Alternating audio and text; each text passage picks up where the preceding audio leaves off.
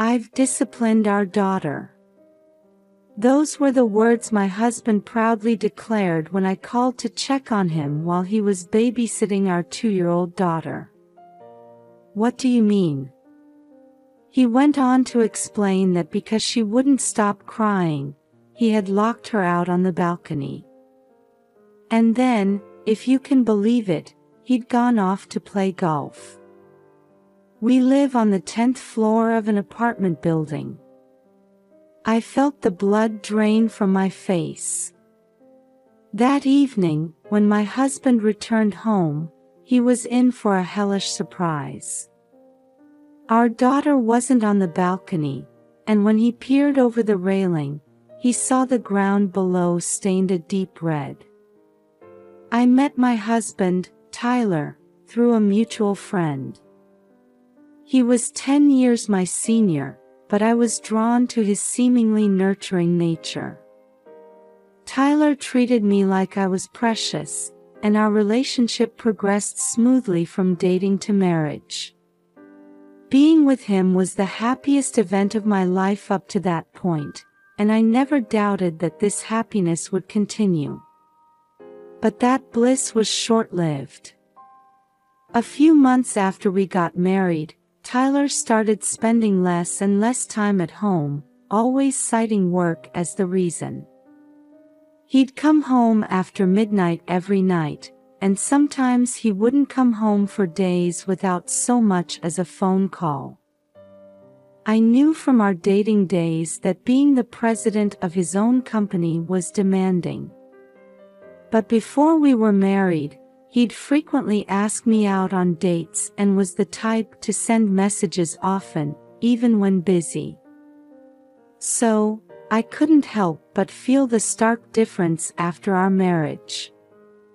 However, at Tyler's request, I had quit my job as a nurse to become a full-time housewife when we got married. Because of this, I couldn't bring myself to complain to him when he was working so hard. Then, unexpectedly, I found out I was pregnant. The tiny life growing inside me, conceived with the husband I loved so dearly, was incredibly precious. Thoughts of our soon-to-be-born child helped ease my loneliness. Some time passed, and I safely gave birth to our daughter, Olivia. While I was overjoyed with our beautiful baby girl, Tyler's lifestyle remained unchanged. Him not being home due to work had become the norm, and on the rare occasions he was home, he'd either be sleeping in the bedroom or lounging around with his smartphone, never bothering to interact with or care for our daughter. To top it off, he'd leave me and Olivia behind on weekends to go golfing, his favorite hobby. Before we were married, my husband had said he loved children and was looking forward to raising them together, but his behavior now showed no signs of that enthusiasm. My parents lived far away, so I couldn't easily rely on them for help. I was struggling through first-time motherhood all alone. Not only that, but my husband was gradually becoming more domineering. He became particular about housework, our daughter's education, and discipline, demanding that I be the perfect wife and mother. "Is this all you've made for dinner? There's not enough variety." Tyler would complain about the meal I'd prepared when he came home late at night. "I'm sorry, but it's frustrating when you don't tell me what time you'll be home, or even if you're coming home at all. I'm sleep-deprived from Olivia's night crying, so I'd like to go to bed early when I can. Is that any way to talk to the man who's working to support you? Who do you think puts food on the table? You're at home all day, so taking care of the child, the house, and supporting your husband are the least you can do. Got it?" My frustrations with my husband were mounting, but voicing them only led to him yelling and shutting me down. I tried to convince myself that enduring this and maintaining peace in our home was for Olivia's sake. There were days when I felt like I couldn't go on, but seeing my daughter's sweet smile gave me the strength to keep pushing forward. However, an incident occurred that made me fear I might not be able to continue this daily struggle. When Olivia was about 2 years old, I had a routine health checkup where they found something abnormal. When I rushed to the hospital, they told me, "We can't say anything definitive without more detailed tests, so you should have a thorough examination." I made an appointment for the following week. However, the examination would take all day, and I couldn't bring my 2-year-old daughter with me. I tried to arrange temporary childcare or a babysitter, but it was too last minute, and they were all fully booked. My mother was elderly and not in good health, so I couldn't ask her to come all the way to our house to look after Olivia. As I was racking my brain trying to figure out what to do, Tyler surprisingly said, "I guess I'll have to look after our daughter." I was shocked that my husband would offer such a thing, but I had an even bigger worry. Could Tyler really spend even just one day alone with Olivia? He had never once taken care of our daughter before, so I was extremely concerned. However, at that point, there was no other option, so I decided to trust him and leave Olivia in his care. On the day of my examination, I woke up early, wrote down instructions for taking care of our daughter in a way that even my husband could understand, prepared their meals, and made sure everything was perfectly set up. "Taking care of a kid is easy," Tyler said with a yawn, looking completely relaxed. I left for the hospital, feeling uneasy about leaving my daughter behind. Even during the examination, I couldn't stop worrying about Olivia. Did he change her diaper? Did he feed her properly? I was so preoccupied that I couldn't even focus on the fact that I might have a serious illness. When there was a break during the tests, I decided to call my husband to check on things. After several rings, Tyler finally picked up. "Is Olivia okay? Are you managing to take care of her?" "Everything's fine. I've disciplined her good."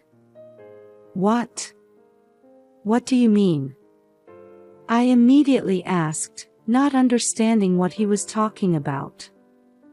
"I thought I could just let the kid play by herself, but she wouldn't stop crying because of your bad parenting.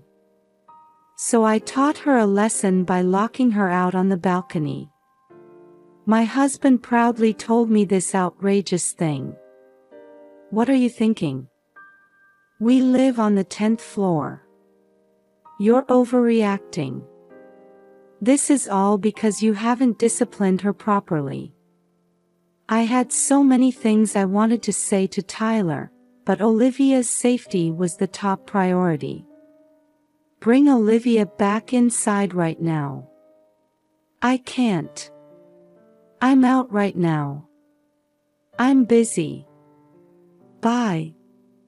My husband hung up without a hint of remorse. Hearing his words, I felt the blood drain from my face. I immediately halted the examination and rushed home in a taxi. "Please, let her be safe." When I arrived at our apartment, I opened the door with shaking hands. Stumbling down the hallway, I threw open the balcony window at the back of the living room. What I saw was my daughter in a terrible state. Seeing this, I decided to get revenge on my husband and put a certain plan into action. That evening, Tyler returned home. "Olivia must have learned her lesson by now," he said, carelessly humming as he opened the window. He seemed to be looking for our daughter, frantically glancing left and right. "Why? It can't be. Tyler fearfully leaned over the railing to look down. He then screamed and stumbled backward. My husband was visibly shaking, clearly in shock. Well, I suppose it's time for me to make my appearance. I had been hiding in the kitchen, watching Tyler's reaction. I'm home. Thanks for babysitting. I emerged in front of my husband, acting as if I had just returned. Oh, you're back. It's terrible. Olivia might have fallen from the balcony. What? You mean what you said on the phone earlier was serious? I thought it must have been some kind of joke. According to him, there was a bright red stain on the ground directly below the balcony. I rushed out to the window to look. Kaya. When I screamed, Tyler broke out in a cold sweat and became even more flustered. It's Olivia's fault for not listening to me at all. That's no excuse. What were you doing all this time? Well, I went out to play golf. Are you kidding me? We need to call an ambulance right away. As I took out my phone from my pocket to dial 911, my husband shouted, "Stop," and snatched the phone away from me. If you do that, it'll cause a huge commotion and everyone will find out. I'll be blamed. It's not my fault. This happened because your discipline is lacking. Figure out what to do yourself. He finally snapped and tried to shift the blame onto me. Even in a situation where our daughter's life could be in danger, he was only thinking about covering for himself. His attitude pushed me to my breaking point. You're truly the worst. I've already saved Olivia long ago. What? You mean you tricked me? The truth is, when I rushed home after that phone call with Tyler, I found our daughter collapsed on the balcony. I scooped her up and rushed her to the hospital. After an examination, Olivia was diagnosed with dehydration and immediately admitted. If I hadn't cut my tests short, I shudder to think what might have happened.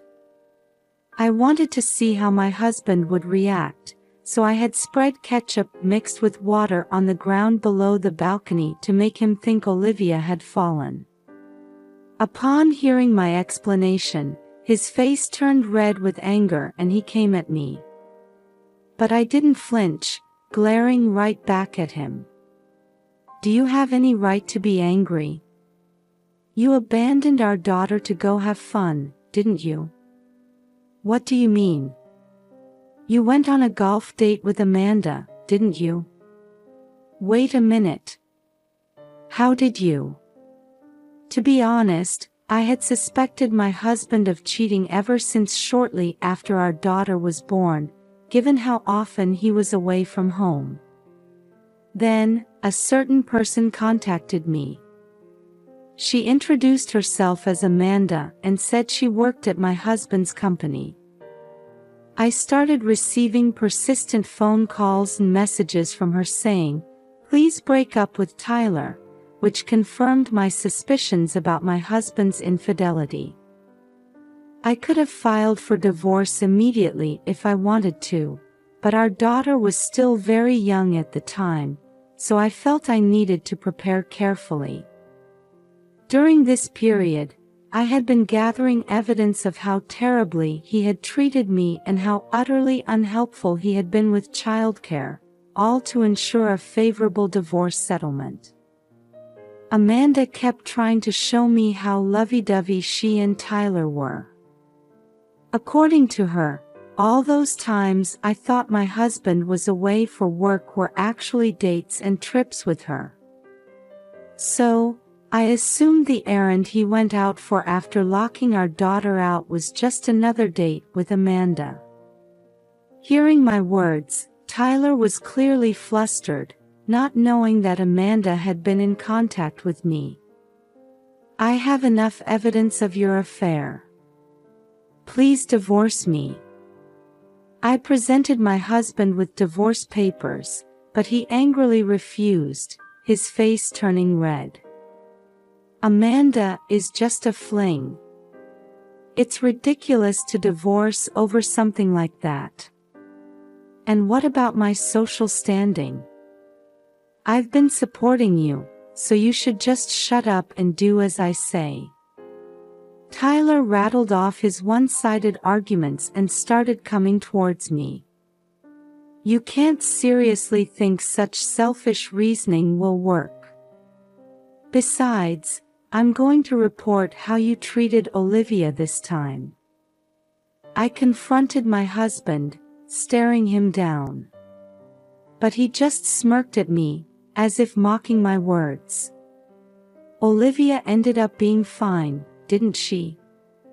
She was just playing on the balcony by herself and felt unwell. That's all there is to it. There's no evidence that I did anything wrong." He declared this with a triumphant expression. "Are you serious? Do you really think that after enduring your mistreatment all this time and diligently gathering evidence, I would slip up at the very end?" I took something out of my pocket and showed it to my husband. "When did you?"